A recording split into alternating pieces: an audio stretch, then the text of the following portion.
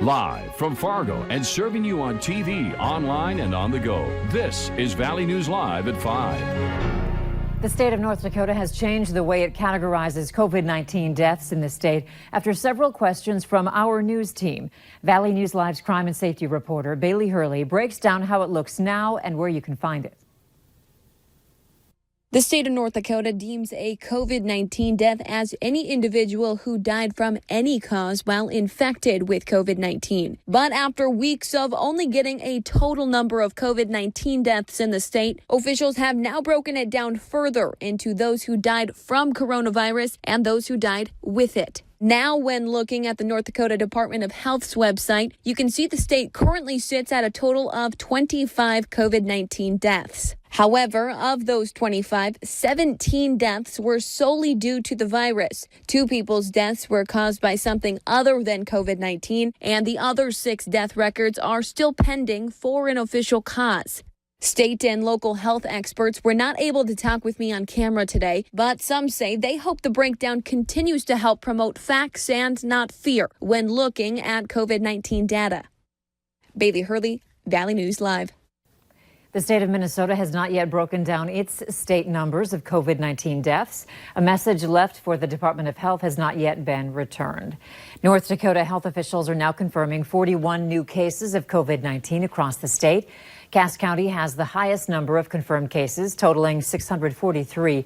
Grand Forks is now the second highest with 270 cases. Burleigh County comes in third with 92 confirmed cases. So far, over 36,000 people have been tested in North Dakota. There are now 1,266 positive COVID-19 cases. 31 people are currently in the hospital, but 559 people have recovered. Recapping the deaths again, there have been 25 deaths during this pandemic. But again, we asked the state health department to break down the numbers even further. So of those 25 deaths, 17 are specifically due to COVID-19. 2 deaths occurred where COVID is not the primary cause, and 6 death records are pending. Meanwhile, in Minnesota, there are more than 600 new coronavirus cases in the state.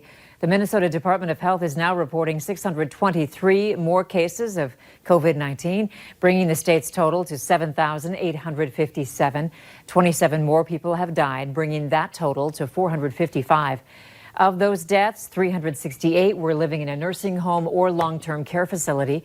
4,614 people are listed as recovered. Minnesota Governor Tim Walz signed an executive order today saying doctors, dentists, and veterinarians that develop a plan to keep patients and healthcare professionals safe will be allowed to offer procedures which can treat chronic conditions, prevent and cure disease, and relieve chronic pain.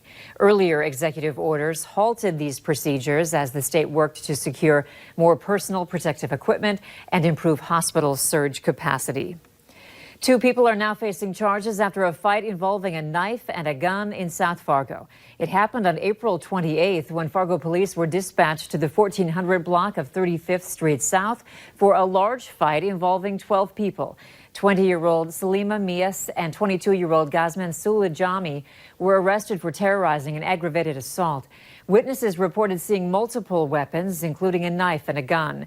One victim had several stab wounds that were not considered life-threatening. 2 people are now in jail and 1 is missing after a man was found dead in a burned home and another man suffered a gunshot wound in Bemidji. 38-year-old Travis Gunning is charged with first-degree aggravated robbery and aiding an offender in murder. His girlfriend, 30-year-old Rebecca Lockman, has been charged with 1 count of felony aiding an offender. An unnamed third suspect is still at large. Court documents state Gunning and Lockman were at the gunshot victim's house and started shooting at him. The victim then shot back, giving Gunning a gunshot wound to the foot. When crews arrived on scene, they discovered a building in flames and found a man inside who had been shot in the head. Gunning and Lockman then ran to Minot, North Dakota, where Gunning got treatment for his gunshot wound, and that's when police found them and arrested them. We now know the name of the man killed in the motorcycle crash in Ottertail County, where the victim hit a deer and was then hit by an SUV. Authorities are now identifying the motorcyclist as 63-year-old Mark Hansen of Dent.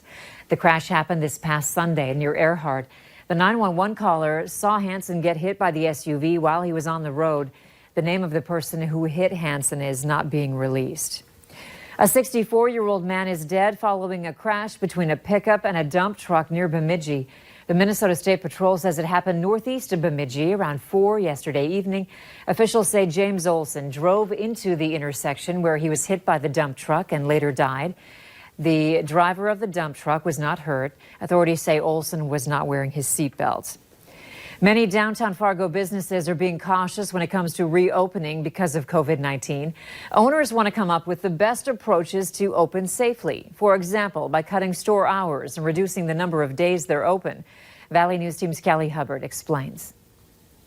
While some businesses in downtown Fargo couldn't wait to have customers back, others chose to wait. Restaurants like the Toasted Frog are holding off on dining in, continuing with curbside pickup and delivery. No shopping is worth it. Sarah Peltier says her store is looking to trim hours and not being open Sunday and Monday. My little sister actually has been diagnosed with COVID-19. I wouldn't want anybody else, ever, to go through that stress. And so that's kind of been our driving force. Peltier says she and other businesses are watching how many people are out and about and where the case numbers will be. She says most retail shops are thinking about doing shopping appointments requiring customers to wear masks and opening their doors within the next few weeks. We're dedicated to taking a stance that is best for the people that we love in this community. In Fargo, Callie Hubbard, Valley News Live. We spoke with a local lawyer today who says it's possible to sue someone for getting COVID-19 from a business. The attorney said the person would have to prove the business wasn't taking the right precautions and would have to prove it came from the business. The Grand Forks Fire Department is now reporting one confirmed case of COVID-19. The fire department made the decision to temporarily close Fire Station 5 for a thorough cleaning. The firefighter with the positive case last worked on Thursday, April 30th. Two other firefighters who worked closely with the positive case are now on self-quarantine for 14 days. There are no votes scheduled in the Senate this Tuesday, nor are there any coronavirus-related bills on the calendar this week.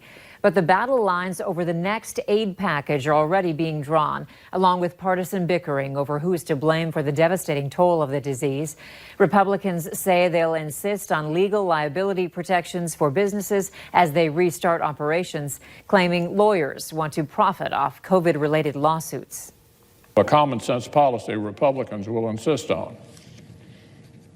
Even as the entire country is rallying behind healthcare workers and small businesses, trial lawyers are already looking for ways to line their pockets by suing the very people we're bending over backwards to help.